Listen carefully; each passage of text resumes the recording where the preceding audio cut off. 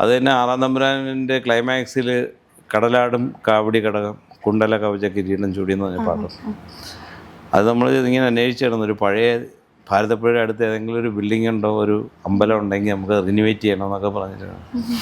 അങ്ങനെ ഞാൻ ഈ അടുത്ത കാലത്ത് എനിക്ക് ആ അമ്പലത്തിൻ്റെ ഫോട്ടോ അയച്ചു തന്നൊരു കക്ഷി. ആ അമ്പലം കുറേ പേര് ഏറ്റെടുത്ത് ഗംഭീരമാക്കിയിരിക്കുന്നു. ആ വണ്ടി യൂണിറ്റ് പോവില്ല.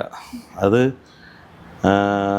ഒരു പാർട്ടി അനുഭാവിയുടെ, ഒരു കമ്മ്യൂണിസ്റ്റ് പാർട്ടിയുടെ അനുഭാവിയുടെ, അവർ ആ അമ്പലം ഉപയോഗിക്കാതിട്ടിരിക്കുക.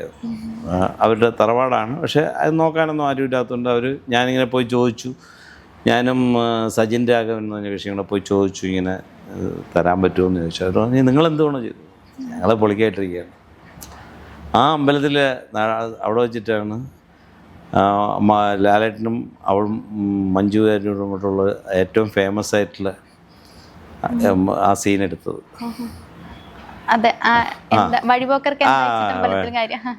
ആ മറക്കാൻ പറ്റാത്ത ആ സീൻ. എപ്പോഴും ടി വി നോക്കിക്കഴിഞ്ഞാൽ ആർക്കും ബോറടിക്കില്ല. ഒരു പുതുമയുള്ള സീൻ. ആരാണാവോ എന്ന് ചോദിക്കുന്നത്.